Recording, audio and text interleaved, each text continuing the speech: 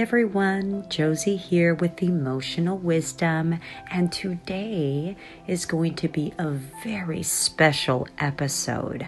I am interviewing and also going into session with one of my dear soul sisters, and her name is Shamari. First off, thank you, Shamari. You're such a courageous soul to be allowing yourself to be recorded as we are going into you and we are discussing vulnerable topics and experiences. So thank you for putting yourself out there and also giving the public, my viewers, a glimpse of what my sessions entail, okay? What they will be experiencing if they do experience sessions with me. And also there's more aspects to my sessions, but this is one of the meat aspects of when I go into session with my clients. I have them pull memory from their emotional body, from their nervous system, and have them slowly but surely piece their puzzle together. I have them essentially dialogue with aspects of themselves, with sensations in their bodies, have them surrender to these sensations so they can ultimately understand themselves, create awareness. And I think one of the most important things here that is occurring as I, ask the following questions and have her dive deeper into herself and connect with her inner child is to create awareness.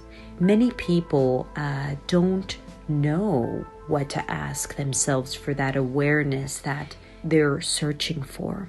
And a lot of the times we don't see or can conceptualize the idea of how you could. It's not as hard as one thinks to retrieve understanding of your past and of your core belief systems. But it does take for oneself to make the initial step to create that intimacy with yourself, right? To create that space, that safe container, so you can start diving into yourself and ask deeper questions. And as you witness me ask Shamari these deep questions, you can essentially have an idea of what kind of questions you can ask yourself for a deeper understanding of self, for a awareness that many of us would like but don't know how to achieve. So without further ado, enjoy. Shamari, so tell us, who are you and what is our relationship? Our relationship, well, you're my soul sister, clearly, of course. It was already aligned that we would be friends before we even met. So that's awesome. And your name? And your name? Shamari Lathan. Yay. How old are you, Shamari? 35, and I will be 36 next month. Awesome. Yay. So for those of you that don't know me, I'm Josie with Emotional Wisdom, and we are going to speak about vulnerable topics. And this is one of my friends whom I've deemed to be one of the most vulnerable individuals that I know and most honest to self. So just even her holding the courageous ability to speak in front of a camera, that already in and of itself speaks volumes, and her level of honesty and vulnerability. Shamari, I want us to discuss, what is your most current challenge that you have faced and have been facing and currently past, present? Oh my gosh. Definitely questioning my own abilities, questioning whether or not I will ever be what I deem successful, and honestly I bout with and deal with and struggle with feelings of inadequacy. Definitely. And inadequacy in what sense? Like, explain more. Give me an example that wakes you up in the night. It would be, a lot of it has to do with me not finishing school. I am literally a year and maybe a semester away from earning my bachelor's degree in sociology. And because I really know that I would counsel for free, because I know that eventually that's what I want to do. It's private counseling, possibly start off as a guidance counselor, work with sexual survivors or those that have been sexually assaulted, sexually abused, any type of abuse. I know that I want to do that, and I also know it requires a degree. And so it has been, that is the area that I know that God is freeing me from. And but that's my struggle. That's what I wrestle with. Yeah. So who do you think you're doing this for, or who influenced your desire to achieve these degrees or achieve these goals that you are trying to attain? I think I know. For me, the degree, like to some people nowadays, they're like, a degree is just a piece of paper. I don't feel that way. I associate it with, not only is it hard work and consistency, to me it would give me a lot of confidence. I know that it's something I want to do. I want to, not only because I have a daughter, and I want to show her that education is important. I feel that it is a vehicle that could take you and open up so many doors. You do not have to have a degree to be successful. Clearly, plenty of people do. Yes. They're living their dream. They didn't go to school. Yes. That's not my belief. But for me, and for what I want to do, it's something that I want to achieve. And so I know I battle, because I'm like, okay, girl, your kid's about to start high school. You're going to be 36. So when the hell are you going to get your done? So it's for me. It's like, I know it's for me. I also know I always wanted my mom to see me walk across the stage. And how does that feel that you cannot see her physically seeing you walk across the stage? Regret. Elaborate on that regret. Because I feel like she died without me doing anything to make her proud. How does that feel right now in your body? Painful. It's painful. Where is the pain somatically manifesting in your body? Literally right here. How does it feel? If you can help me feel, if you can describe it to the point where you can achieve another person to feel the sensation. It's like if there's a place that feels like it's like stuck. Like there's literally a place, a blockage. Yeah.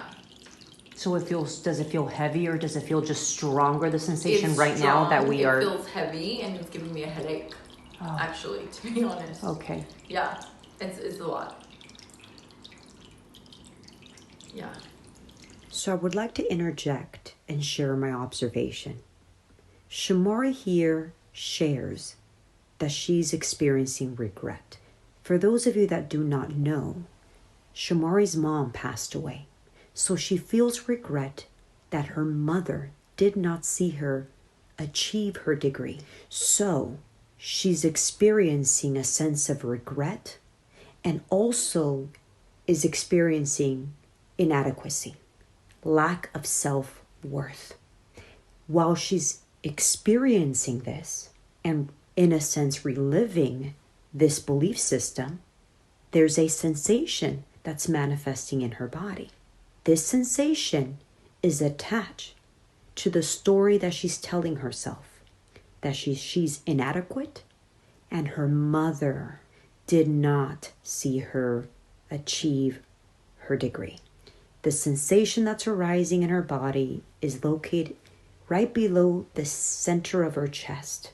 There, she's experiencing a sensation, and that sensation has now traveled to her head. She's experiencing a headache as a byproduct of her telling herself that story. Lack of self-worth, inadequacy, regret. When did you realize that this is something you wanted to gift your mom? Years. I mean, when she was alive, when she was here, when I was in school and I was going, it took me forever. I just got my AA degree, which to me is nothing. And so I was going, I was inconsistent, I was going, then certain things happened medically, then I got back in school, then I had to reappeal. So I took too long. I know that I had a lack of like also being focused, and then because I know that I struggle with discipline, that is where I am mad at myself, because it's like if I would have been disciplined, I would have been done a long time ago. So who taught you the importance of school? I would say, I think education was big to my mom. My mom wanted me and my sister to finish school. When was the first memory that you had of your mom verbalizing that or indicating such? Oh my God, like birth. That you physically could remember, though. That you can physically remember. Lord. Physically, I mean, I would honestly say maybe even like at 13. Like education was, Can you remember an earlier memory? Like, let's say you were to close your eyes and really envision the first time you understood that school represented a sense of achievement or a sense of success. I think that my mom was pursuing nursing, and she was in school, and she graduated even through her going through her illness and even through hospitalizations and through all of that. Like my mom was on the journey to do that. And I think for me, education also represented a sense of freedom. I want to go back in your early memories. You learned this and you heard comments. Can you remember any comments that you heard that validated what you're saying? Any comments? It could even be a remark. It doesn't even have to be a full story. I mean, my entire family, it was like, you go to school. That's what you do. When you graduate high school, you go on, you get your degree so that you could be independent, so that you could afford a lifestyle that you want. My entire family, that's been their push. My aunts are educated. They have their degrees. Does your mom have her degree? Just her AA. She was going to school for nursing. And so for my mom, it was hindered medically.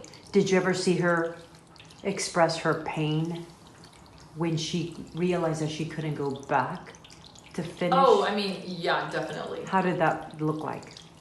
I mean, she felt, in a sense, there was some unfulfillment. How did you learn that? How did she exhibit that? If you were to describe a moment that she was working, just like my mom worked so hard as a CNA, but really, she wanted to be an RN. My mom wanted to be a registered nurse. She wanted to take care of people. And you can just, I mean, it was a knowing. I mean, she would vocalize like she wanted to finish school. There was so many Was it constant? in adversity. Oh yeah, it was a knowing. Like if you know my mom, you knew she wanted to be a nurse. Right. So it wasn't even something that. Right, but would you hear her coming? Would you hear this coming out of her mouth? Yeah, she vocalized it. That's what I mean. She said like, I wish I would have finished school. Make sure that you finish school. Was it all the time? Definitely. I don't think all the time, but How many times would you say a month? I don't even know. I honestly don't know. Yeah. Well, I mean, I remember the physical incident, but I don't remember how many times. I mean, That's okay. yeah, Explain to me in detail. When, Explain how it happened in detail. There's a reason why I'm asking you to do this.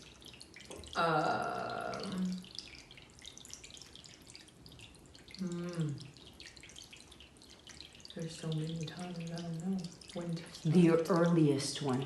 The earliest. Even yet the most impactful one.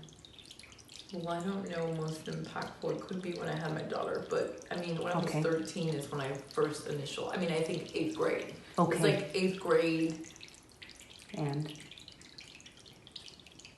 what did she say? What were you wearing? Well, I wanted to model. I wanted to act. I wanted to model. And everyone said, what's your backup plan?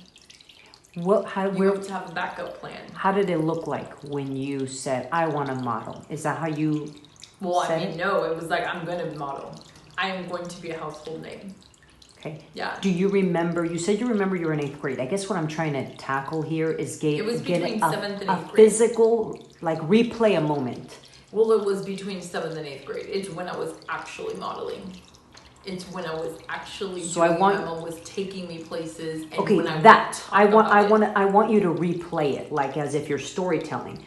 I was getting into the car and I remember my mom driving.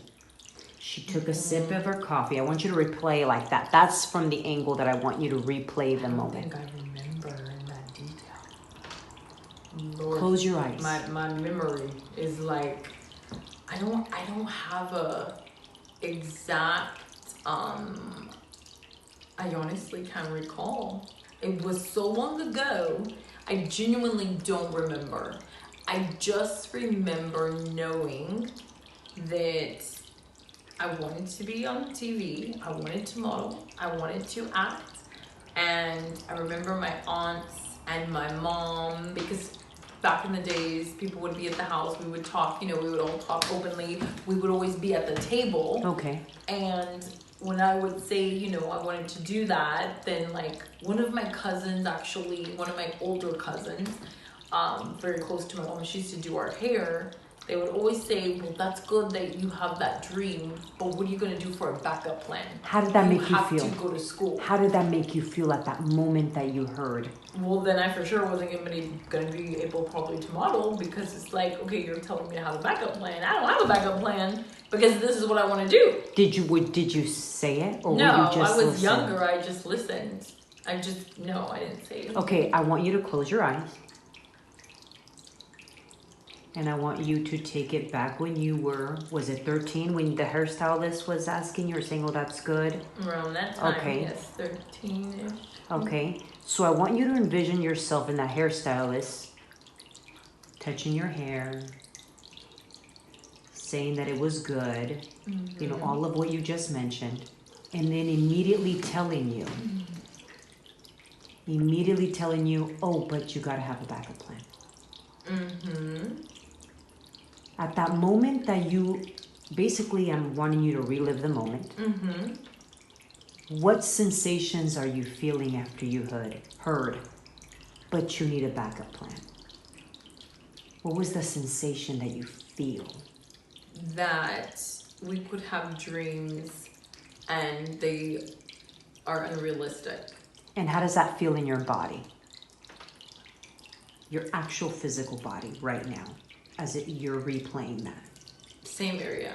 Okay. Right here, it is like, feels stiff. Feels stiff. Okay, can I have you become that stiffness? So because you can feel the stiffness, now act like your head, your body, your toes, your whole being is now that stiffness. Basically, submerging yourself to that stiffness. Let me know when you've achieved that.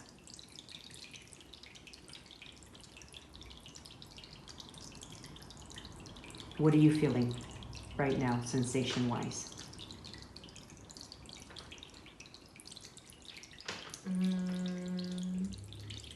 Uncertainty. How does that feel in your body? The same. It feels stiff, but warm. A little hot.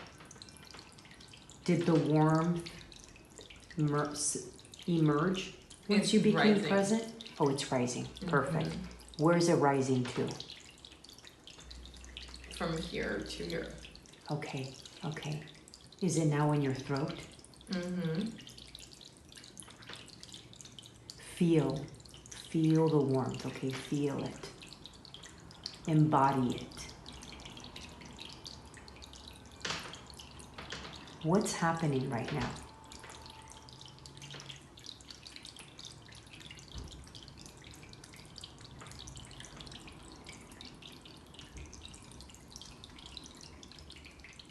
My mouth is just dry.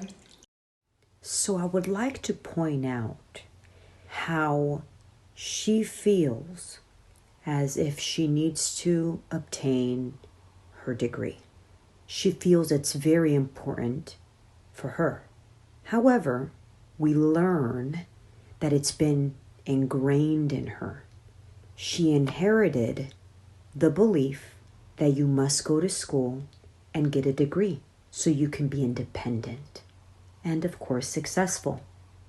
In addition, she heard her mom convey, "I wish I would have finished school to be a nurse," and tells her, "Make sure you finish school." So that already is creating a sense of pressure for Shamari. Yes, she says she wants this for herself. However, we also can identify that it's a belief that her family implemented and, she adopted, I should say, from her family, because she essentially wanted to be a model. She wanted to model. Yet she would hear backup plan. You need a backup plan. So was this, or is this need of obtaining a degree really hers? Is that her truth? Is that what she really wants? Or is this something that she wants to achieve in honor of her mother, to make her proud? Also, when I have her go into her body and feel the sensations in her body, she feels that pressure. She feels the sensation of those emotions manifesting in that same place, right below the center of her chest. Many call that energy center the solar plexus. The solar plexus represents making initiative, taking action, executing, a sense of assurance. It also represents the color yellow. So as she's feeling the stiffness located right below her chest, the center of her chest, she also then feels a sense of warmth that's traveling all the way up to her throat. Doesn't surprise me. That essentially also represents speaking your truth, speaking what you really want and who you really are. So, another thing to make note of. Okay. When was the last time you felt this?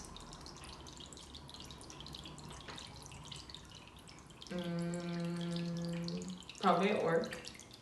And what happened at work that situation arose? I did a PowerPoint. Okay. That was not up to standards. And that same emotion arose, or sensation in your body. Here we discover, through the process of her feeling the sensation and her asking the sensation, when was the last time she felt this? To correlate the sensation, to understand when and why the sensation arises and what the sensation is associated with, what belief system this sensation is associated to. And right now we're unveiling that when this sensation arises, it is when she feels inadequate. when she's feeling a lack of worthiness. And she describes that the last time she felt this sensation was when she, at work, when she gave a presentation, and apparently it wasn't up to standards.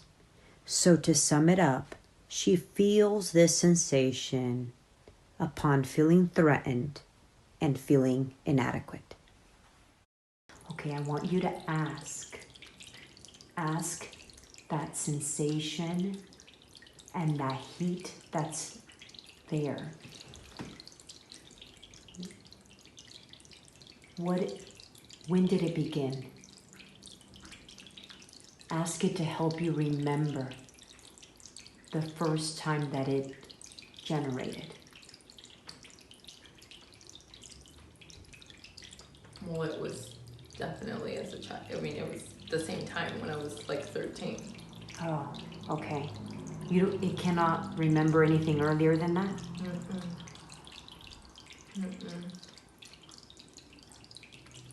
Before that, I believed that I would do what I wanted to do.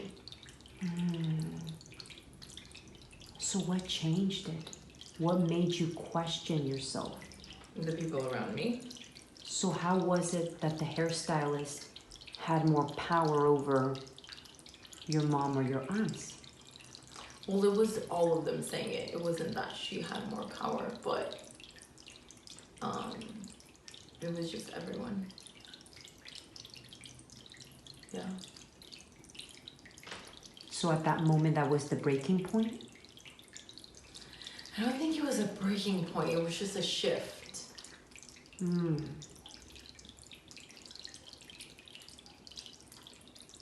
There was a shift.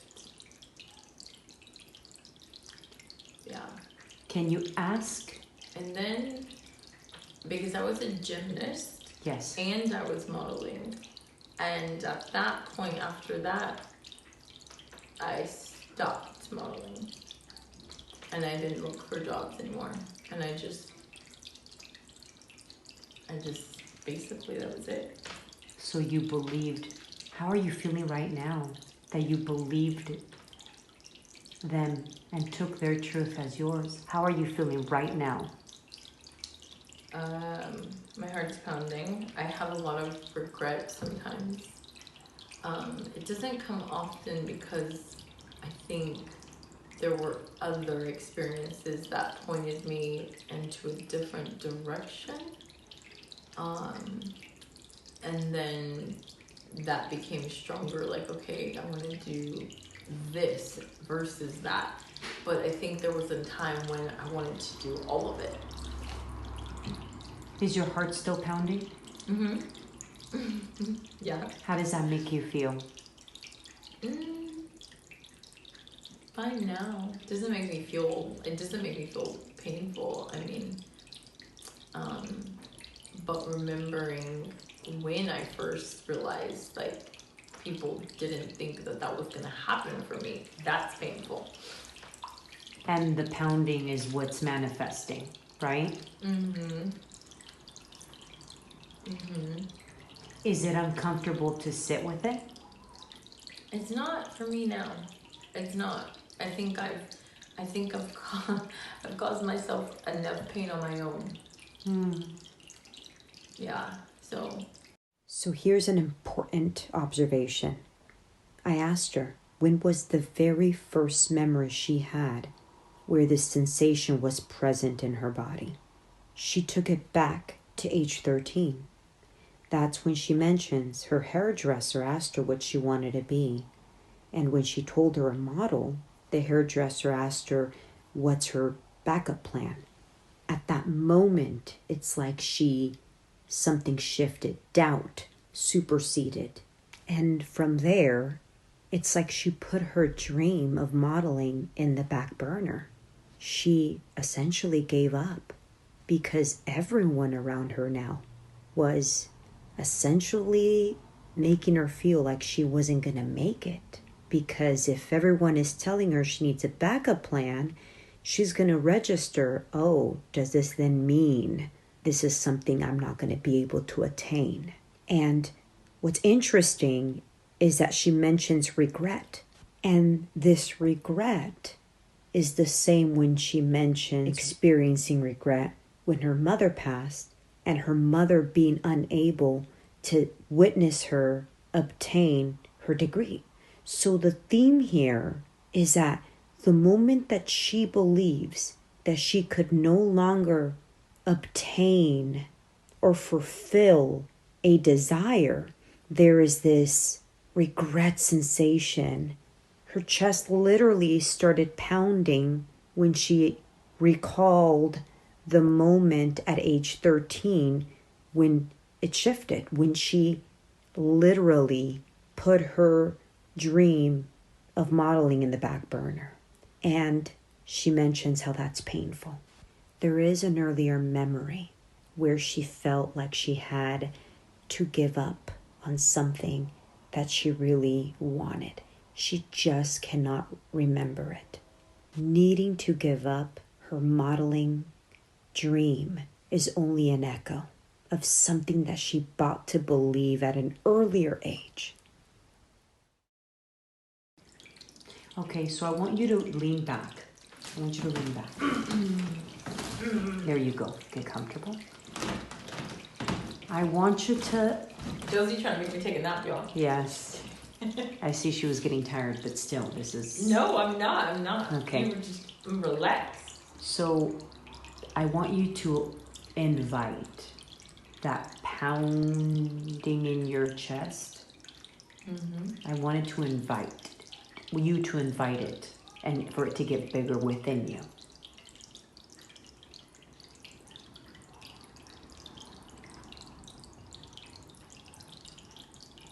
Let me know when you've achieved it.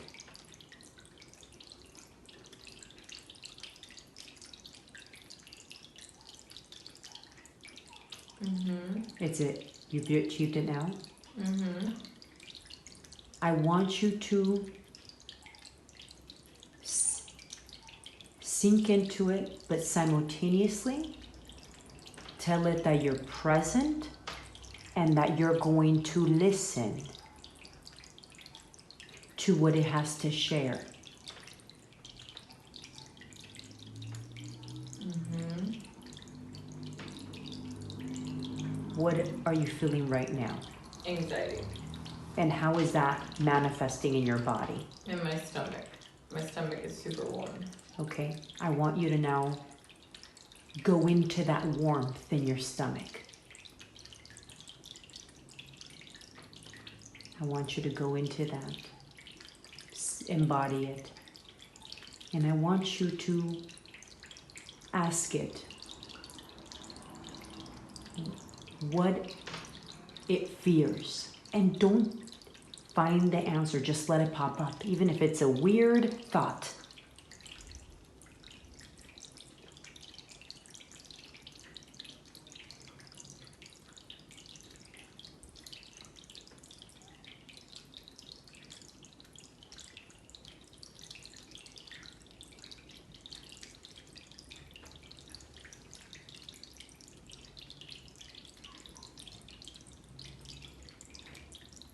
What are you feeling right now? I don't know.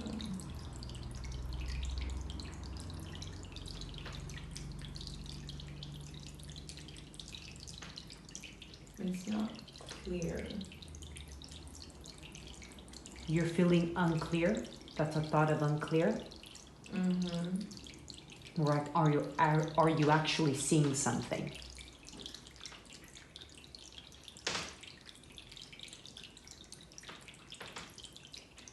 I'm seeing myself unclear, like scatterbrain. Got it. This is how it looks like to dialogue with your emotional body, with your nervous system. We are ultimately communicating and creating an intimacy with the consciousness that dwells in these sensations in the body, with the fragmented aspects of who we are, and diving into inner child work. Okay. I want you to now invite the child Shamari. Call her forth. Let me know when you see her.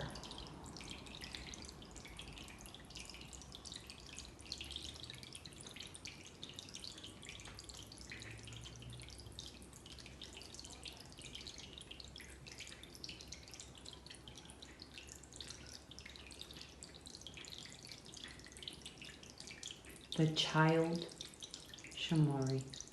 Do you see her? Mm-hmm. What is she wearing?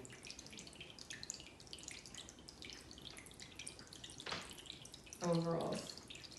And what is she Skirt doing? set. Okay. What is she doing? Playing with dolls. Why are you laughing? Because I'm literally seeing myself play with dolls. Okay. Barbies. Okay. What is she doing that's making you laugh? Just playing? She's just playing? No, the Barbies are models. Oh. Do you want to get her attention? Let me know when you have her attention. Mm-hmm. You have her attention already? Mm-hmm. So I want you guys to pay attention. She's actually seeing an image.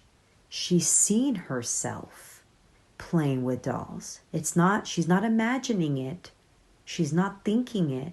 She's actually seeing imagery. And that's what happens when you connect with your body. You literally give your mind permission to revisit these experiences using your senses. For some, it might come through imagery. For others, they might smell whatever it is that they were smelling at that time. But it's fascinating how that works. I want you to get on your knees and get to her length, to her height, and hold her hand. Let me know when you take her hand. And if she even wants to give you her hand.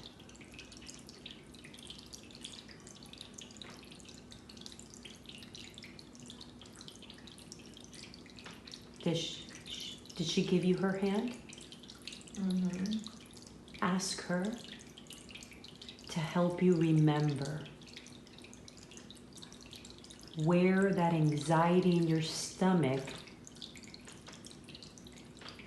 is beginning or began from.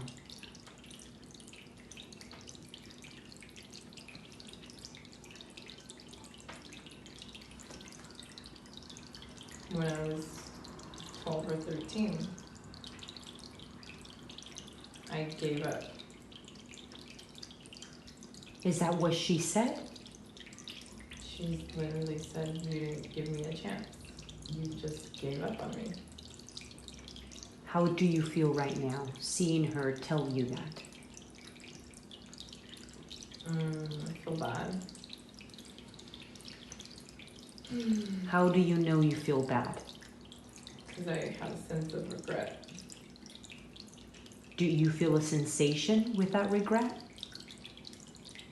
My sensation is still like hotness in my stomach. Okay. And a little pressure on my heart. Ask Shamari where the pressure on your heart represents. Little Shamari, ask her to help you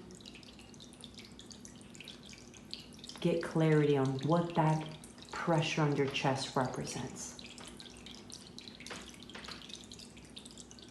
It represents giving up. Correct.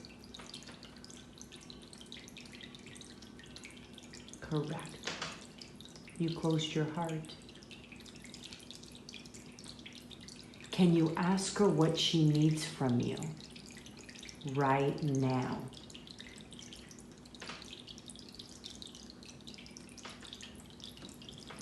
Shut out distractions and focus and actually believe in myself for a change.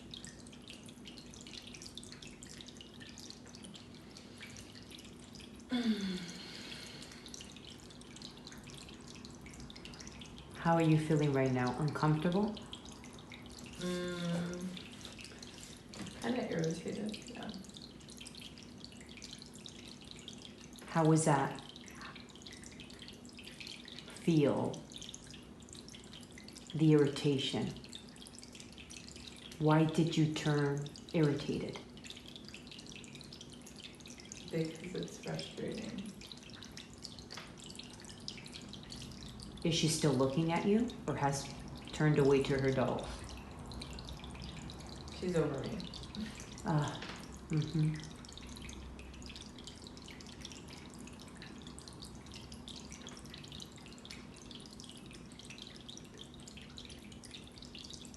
Why is she over you? Do you feel you're treating her like that?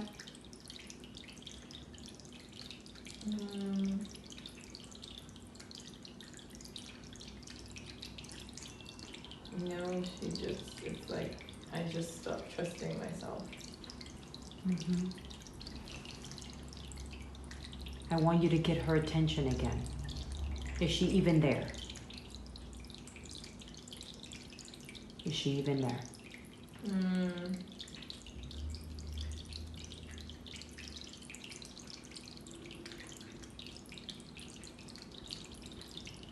Not really. She feels acknowledged. It's like I acknowledge this, but haven't done anything about it. Right. I want you to tell her that what you're going to do today, right now, is you're going to start the journey in believing in yourself so she can believe in you.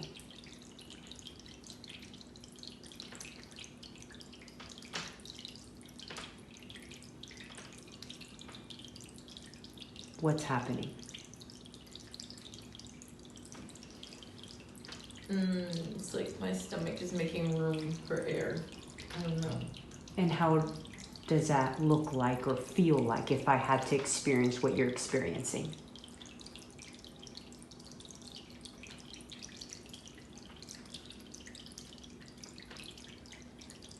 Like you can breathe? Pushing things out of the way.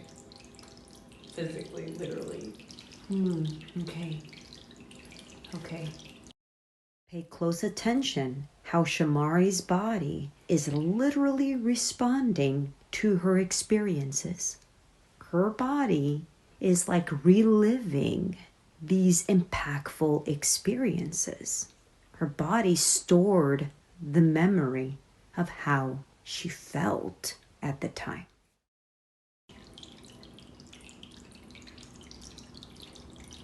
I want you to drop into that feeling. To drop into the feeling of pushing things away to make room. Let me know when you've achieved that. Oh, I'm already there. I want you to ask it.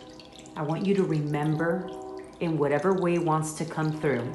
Thoughts, images, her. When you felt like you had to push things to the side, or people had to push you to the side to make it work.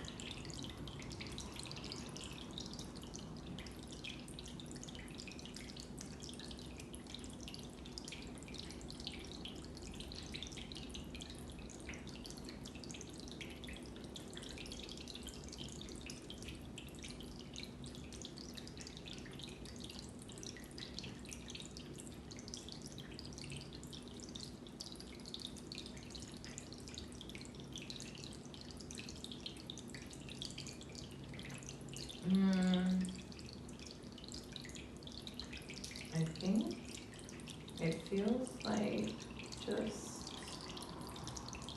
me pushing what I wanted to do to the side so that I could just make money and work. Mm.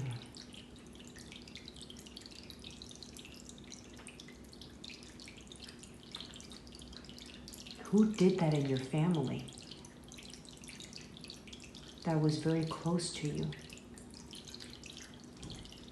For sure, my mom. How are you feeling right now? Aware. Very aware. Are you comfortable or uncomfortable? I'm comfortable, but my stomach is hot. Okay.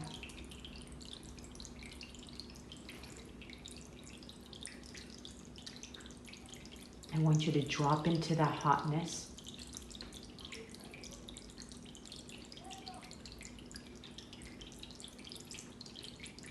I want you to let that sensation speak to you in whatever method it needs to. Don't prejudge it. Just sit and give it your absolute presence. Accept it as if it's a guest coming in to gift you your own answer.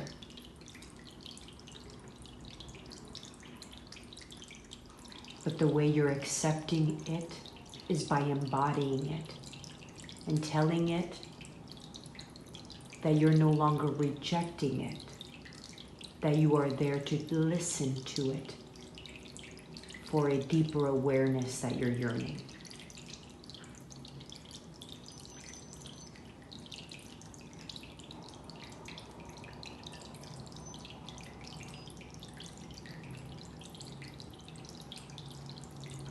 What are you feeling right now?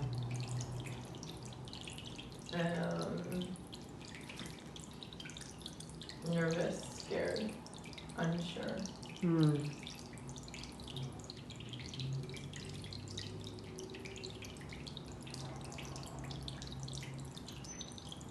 And how is that manifesting in your somatic body?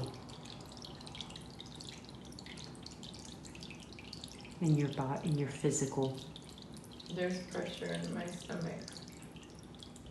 It's no longer heat or warmth? It's still warm, but it's like pushing in different places.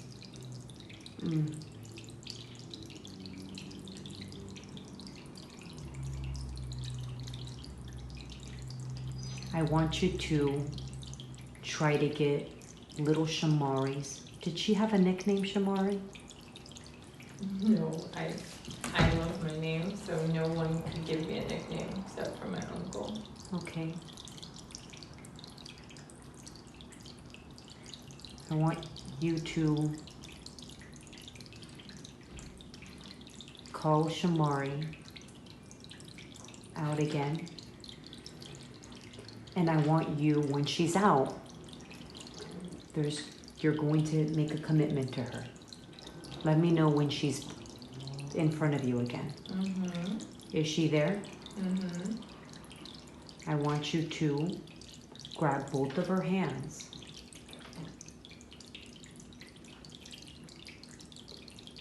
and tell her that you are now paying more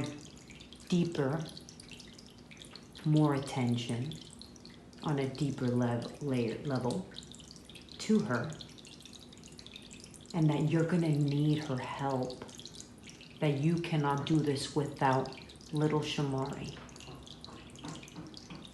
that she has to help you remember where the doubt really originated and has you stuck in this belief that you are not going to be able to obtain your dreams. Gotta tell her that you need her help to help you remember where your trust was broken, so you can believe in yourself. Because that's where we need to heal and give what it needs. Is she doing anything?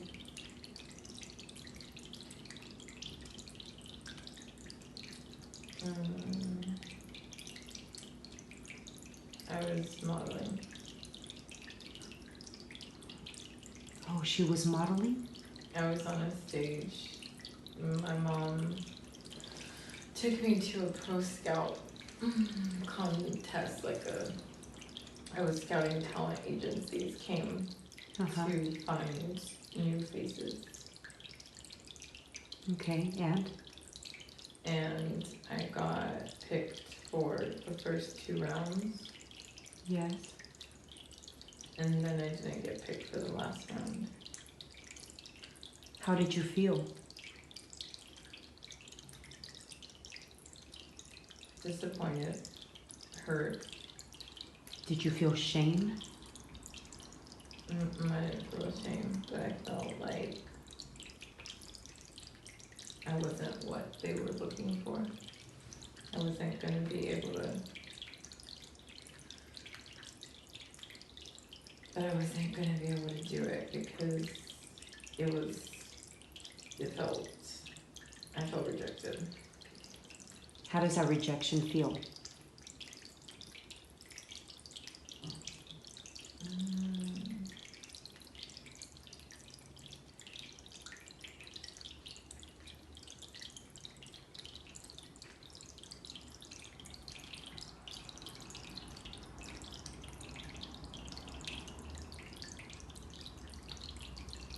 It hurts. How does it hurt? It's painful. Did you cry? I went in the restroom and cried. I was bawling. How old were you again? I was between 11 and 13, one of those. I still have the photos from the photo shoot, so I was either 11 or 12 or around there. What did your mom say to you?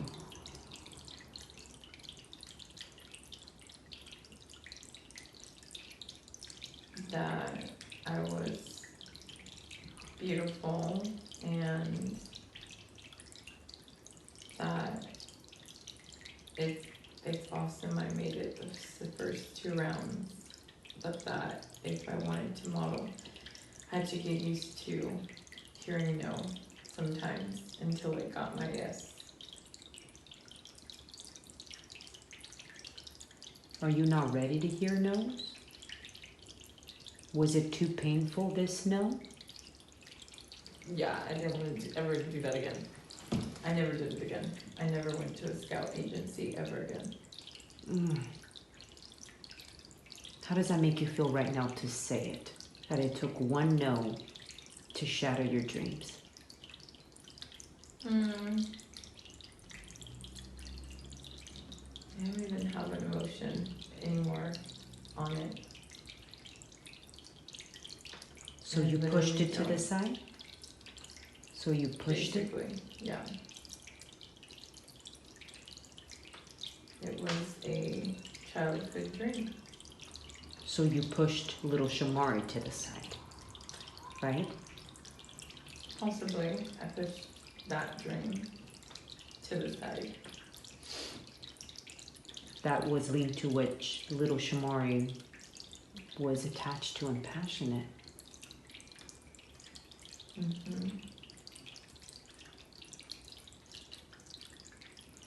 I want you to thank little Shamari for helping you remember the most painful experience that you encountered where you made your decision to no longer experience rejection in that form again. Because that's courageous of her to help you remember. Now, I want you to ask her again what she needs from you so she can join you again in believing, because she doesn't want no part of you, because you don't believe in her dreams, in her purpose. So you need to ask her what she needs from you so she can believe you. To stop doubting. Tell her how it looks like. What do you need her? What physical act does she need you to do for her? For her. Finish school. And finish my book. And do it. And don't worry about the outcome. To just start doing things. Why not modeling?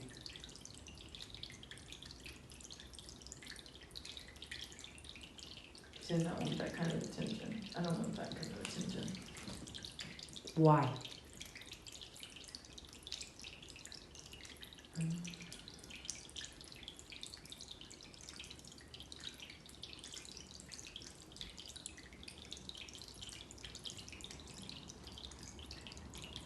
I don't want to be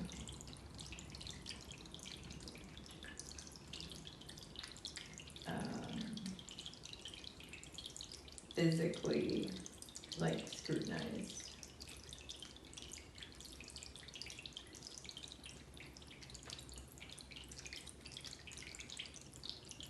And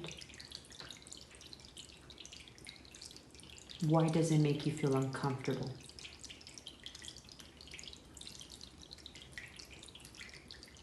Just your body movements indicated this uncomfortable image of you even considering that again.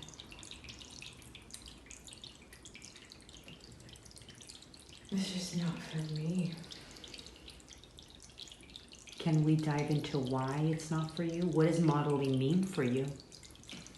There's too much attention. There's too many people looking at you. I don't want all that. Do you have a headache? Are you uncomfortable? Do you feel like... It just feels like that's too much. Okay.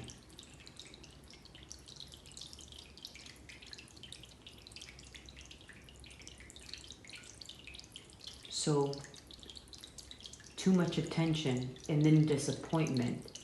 Is that the too much part? Too much attention. And then if you... People start dissecting your body.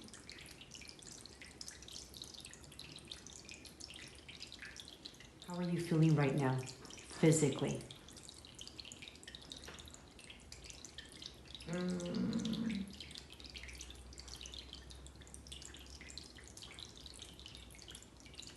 There's pressure in my stomach. Okay. That pressure in your stomach, there's more, Shamari. There's more that wants to reveal itself. People ask me, why don't I model? And I did it when I was younger. I did it when I was super thin. I didn't love food the way that I do now. And my body was different than how it is now.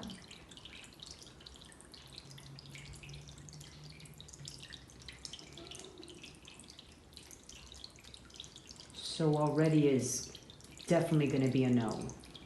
Even if there was a sense of desire, it's impossible. Is that safe to say?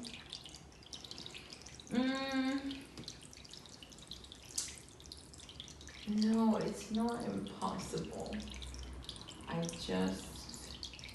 would want it to come naturally. I'd rather focus on where Samira wants to go in that world, because she wants to do performing arts. She wants to do some modeling, acting, dancing. So I don't want to do the runaround to do that for myself at 35. Okay.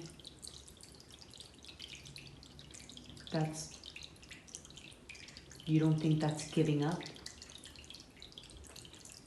I'm so interested in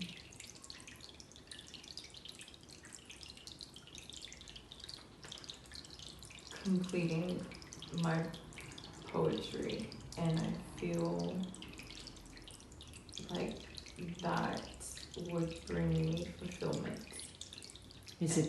And confidence. Do you feel because it's an outlet of your original dream that you gave up on? I feel like I write without thinking. Why is that? It just is like, it's like breathing.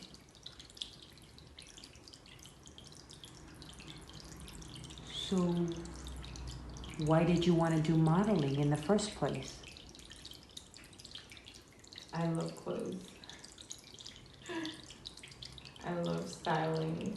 I love getting dressed up. It's fun.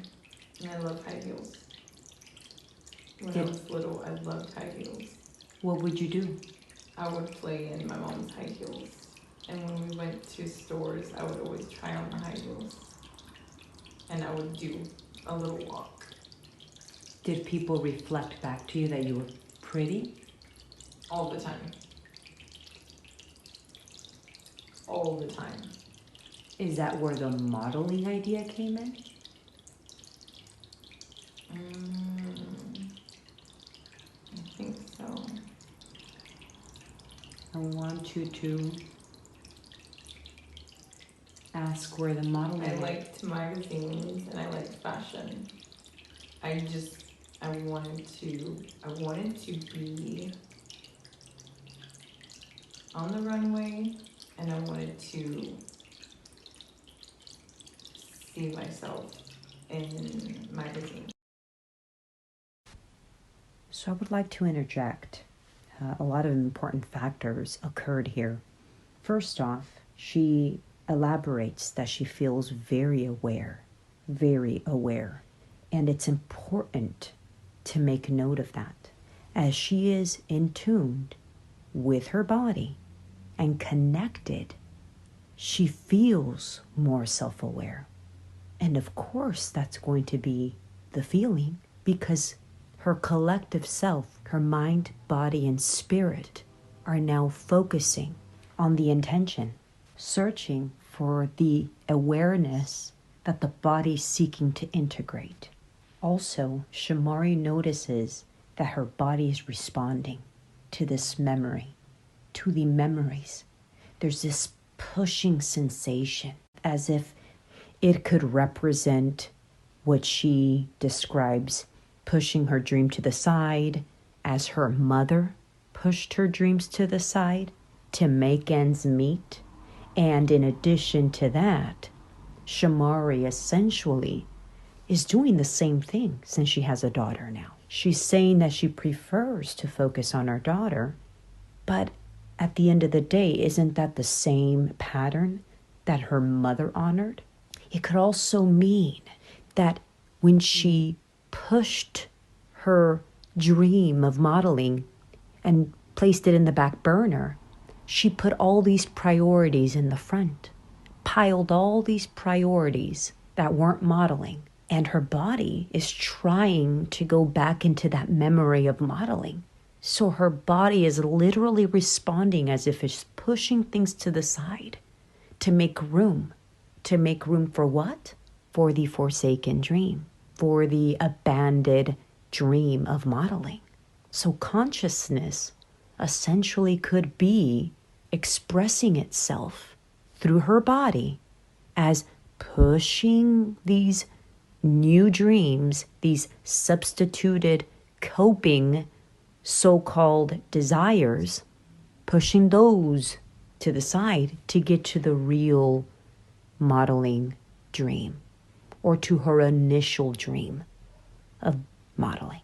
I have her embody the hotness and the pushing sensation, right? And the reason why I have her become it and be enveloped in it is because this creates a sense of release. It literally makes that stuck energy flow, go into motion. So when we are re-experiencing stuck energy, right? Fragmented or fractured energy.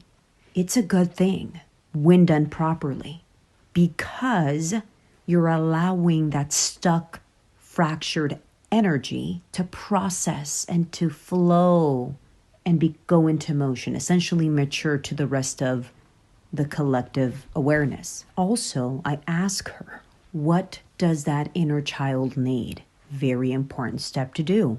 Ask that energy, that sensation, and or ask your inner child, if you're dialoguing with your inner child, what it needs from you to feel better, to feel nurtured, to feel heard and validated and honored. Please don't forget, for those of you that choose to mirror this, don't forget to breathe in and out. As you are pulling memory from your memory bank and you're re-experiencing it, don't forget to be breathing in and out as you are giving it a new resolution. Okay, that's also another thing to note.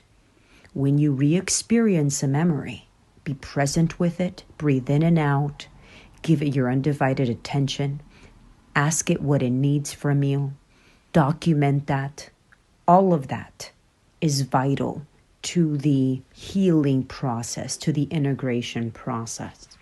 Have you noticed that she feels nervous? She feels nervous because, again, that is energy that she doesn't want to experience again. Those are memories and sensations that she is trying to not feel again. So therefore, she tries to focus on other things. Those are called distractions. And many of us do that. Many of us, whenever we feel triggered, what do? Instead of leaning into it to understand what are we fearing here, what is causing us fear or anxiety, we push it away and we distract it with something else. We occupy it. And I'm having her do the polar opposite. I'm having her lean into it, embody it, befriend it, become it, surrender to it, so it could process, right? The stuck energy can process. She could realize that it's not a detriment, that it's not going to kill her, but rather is going to give a resolution. It's going to create resolve in the emotional body. And the emotional body is going to then have a different memory, one of being heard. Also, as she is asking her inner child questions, she's seeing imagery, and it's taking her to pivotal moments in her life. Literally, it's taking her to important moments. You can't make this up. This is something to really view as extremely fascinating. Your inner consciousness, your inner child can really give you the key to what you're needing for the next phase of your healing and evolution. Also, when her inner child took her back to her performance, modeling, and she made it to the second round but didn't make it to the last round, that was really the tipping point at age 11 when she said, I don't want to experience that again, that level of rejection. That very feeling is what she's running away from. That very feeling of rejection and her not being able to obtain what she really wants is the very thing she wants to avoid in life. So the fact that she's procrastinating to achieve her dreams is only the reflection of, I don't want to experience that disappointment again, that disappointment of failure. I don't want to experience that failure, that feeling of failure, that disappointment. Also, she got emotional. She said she went to the bathroom and cried, right, when she didn't make it to the third round. Here, in the tail ends of our session, she went to the bathroom. We took a break. She went into the bathroom and she cried. Did the same thing. I didn't get a chance to ask her if that is how she typically releases. I almost guarantee you that when she cries, it is in closed doors. It is when no one is seeing her. Thus, she doesn't give herself permission to let others see her cry. And lastly, how she expresses that she doesn't want the attention. That is also a coping mechanism. When she was little, that's what she wanted. Ultimately, the attention of her father and her mother, and to make them proud. And the fact that she fears it now, there's a deeper reason as to why she's fearing that kind of attention. She believes it may be her weight. It may be the shame that she carries because she looks different than she did before. But I personally feel there's a deeper core reason why she's not wanting the attention. Somewhere along the line, she was fractured, traumatized, received some attention where she deemed as a liability, or too much attention equals a threat that contains a consequence. What is your first memory? Wearing clothes. Okay. What is your first memory, Shamari? Your very first memory, doesn't have to be a deep memory, it could just be any memory.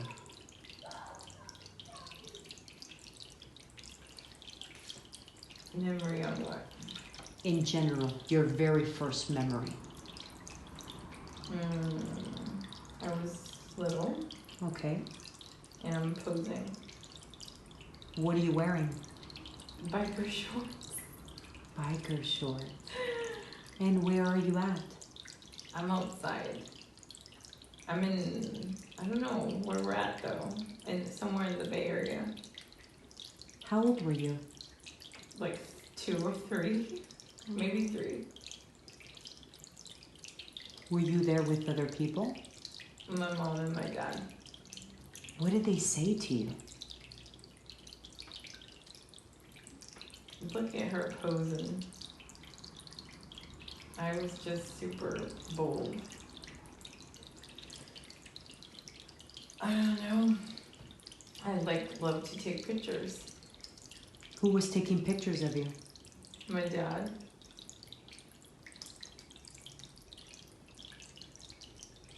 What would he say to you? Look at my baby. Did that make you happy? Mm-hmm. Is that all you wanted? His attention?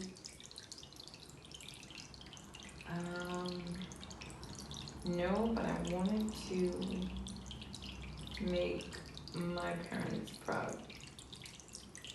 You realize that made them proud?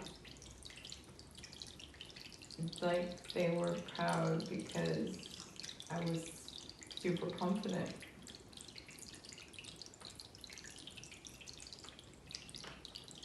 So you were happy because you were making your parents happy.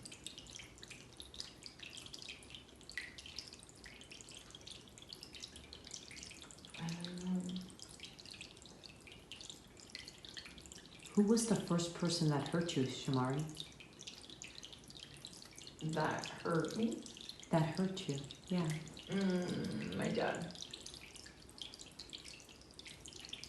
What did he do?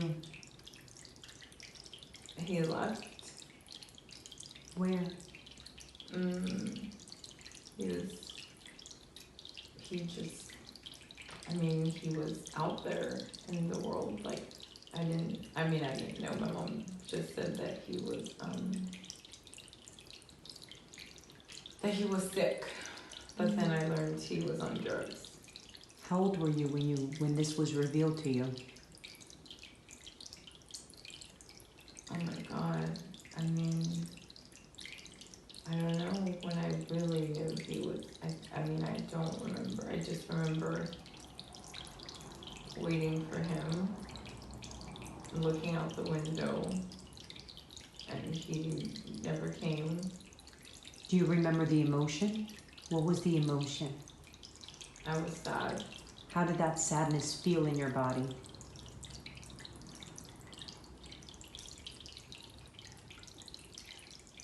I don't know, but I was crying till I got a migraine.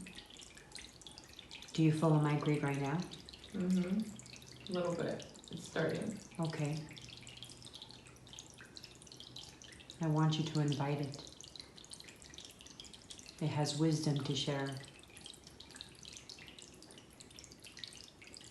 Is it getting bigger?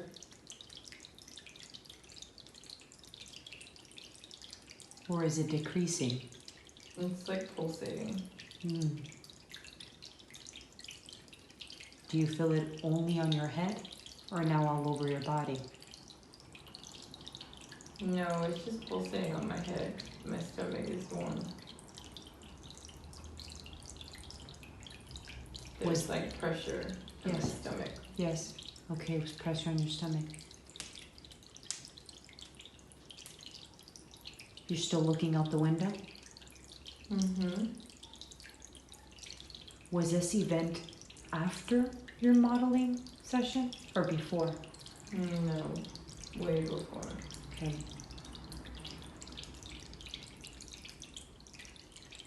What did your mom say? Did anyone come up to you at that moment? Right now? Has your mom came up to you? Yeah, my mom just hugged me and said it's okay. Is that what really happened? Mm-hmm. I was crying. My mom was just hugging me.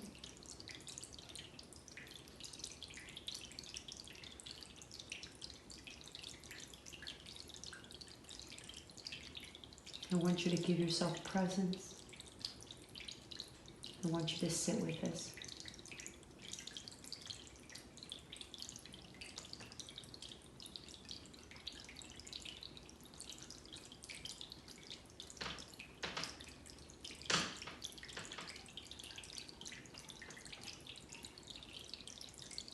Were you 3? I was under 8. I wasn't 3. I was 3 when I was in the park. In your biker shorts. Mm-hmm. Were you 5?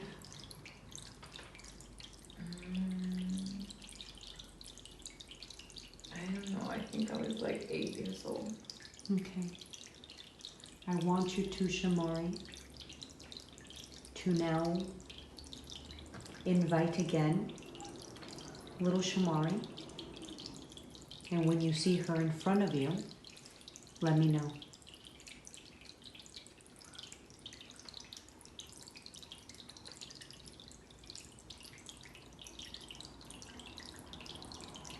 Mm-hmm. She's in front of you? Mm-hmm. What is she wearing? Skirt. The same one? Overalls? Mm-mm. No? Mm-mm. What color? Describe the outfit. Black skirt, purple shirt. Did she wear this actually before in her life? Yeah, that's what I'm literally wearing. What do you see other than her? What's the background imagery? It's outside. My friends and I are rehearsing our dance. Okay. Okay. I want her to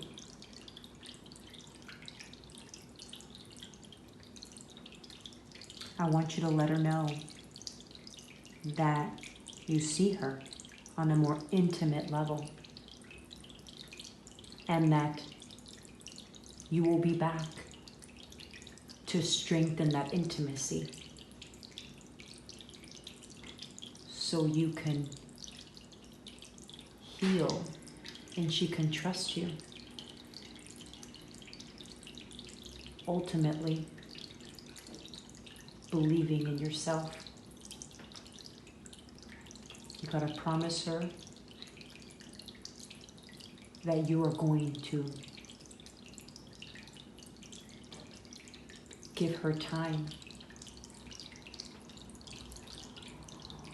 so she can continue the journey in guiding you to where you are stuck. She holds the answer, Shamari. She just needs to believe that you're going to be there for her, to hold her unconditionally and not abandon her.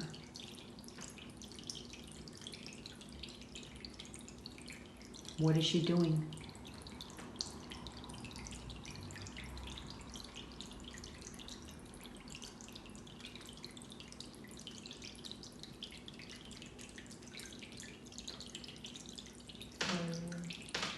You don't know? I can't see your face anymore. Okay. Okay, that's okay. Just tell her you'll be back.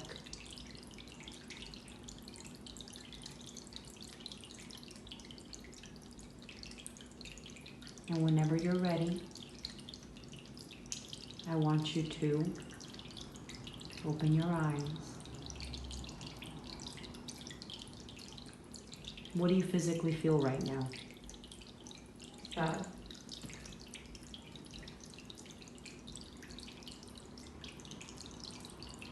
Are you embarrassed to cry in front of people?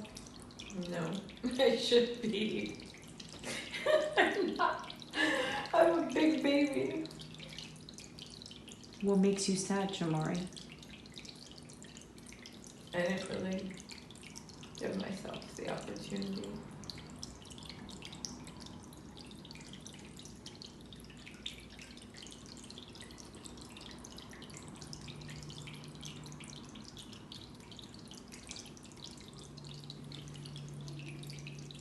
I need to listen. Okay. So I want us to pay very close attention to what I'm about to share and what I've analyzed. I asked her to remember her very first memory. Her very first memory speaks volumes. She remembers what she was wearing, what she was doing. Her first memory was of her at age 3, wearing biker shorts.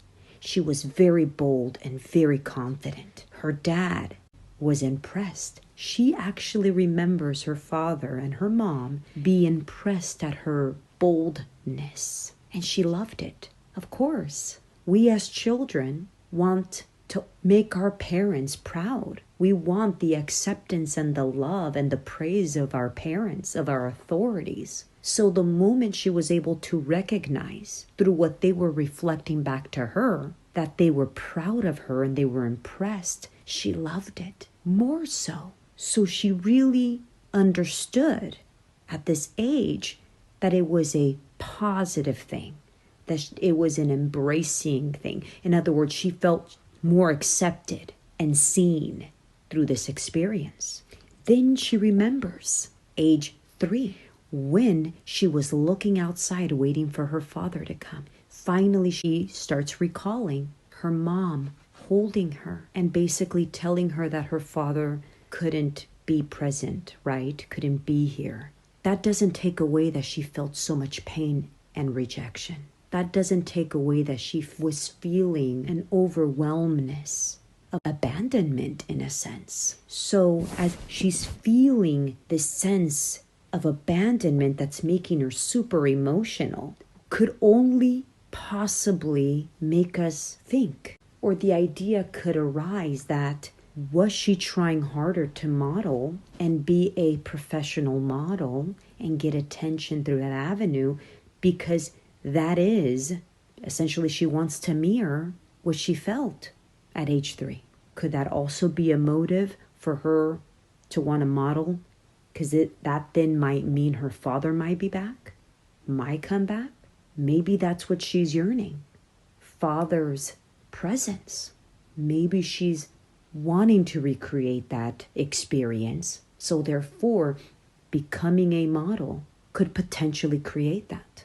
Could potentially create that bond, that feeling of love and acceptance of her father if she makes it in the modeling career. This is very monumental here, what we just observed. Why? It gives us the ability to fully understand the power that our parents have in us, the impact that they create in us. Whatever they reflect back to us, we will internalize. We will become self-identified through what our parents mirror back to us, how they behave towards us. So if our parents are behaving from an angle of praising us if we do something, we are going to internalize that as, this is what I need to do or be or become or create more of to get this. to get this level of acceptance, to get this approval. I mean, when you're a little girl, you're not thinking all of this, you're feeling this. So essentially, you're feeling that I need to create more of this that I'm doing so I can receive that, what I'm feeling, what I'm seeing from my parents. So ultimately, is that feeling that we want to feel. It always is. It always is a feeling that we're trying to search for. When we're trying to become successful, when we want to become successful, when we want to achieve all these things in life, ultimately, it boils down to a feeling that you're yearning to feel, that you're trying to feel. So essentially, there's a void inside of you that is wanting a certain feeling, not material, not achievements, not accolades, right? We think all of that is going to give us that feeling. It's deeper than that, but we don't even know it. So I want us to really take the time to view this and say, wow, why do I really do the things that I do? What is the real motive, the core belief, the core reason as to why I want X, Y, and Z? What am I trying to obtain? What am I trying to feel? What am I trying to recreate? And I get it. If no one taught us how to self-dialogue and self-assess and become self-aware, it is not just something that comes about effortlessly. It does require understanding how to do that or understanding it, the value behind it. So I invite you to do that, to create, to understand the value, and to start looking at yourself and what you believe and what self-awareness is differently. And as I said in the previous observation, when we took a break, Shamori went to the bathroom. She went to the bathroom because she got emotional. She started crying. Again, the same thing she did when she let go of her dream, when she was super disappointed that she didn't make the final round. So that is important to make note of, that if you have to hide to cry, you still believe that crying is an embarrassing thing, or you still carry shame when you cry. And that as well is very imprisoning. And I decided to not continue the session, that it was enough. But my goal is to be able to do another session with her so we can see the progress, so we could further dive deeper to see how she's been speaking to her inner child, how she has been creating that intimacy with herself, with her inner child, with her body, mind, and spirit. So stay tuned for part 2 to see where she stands.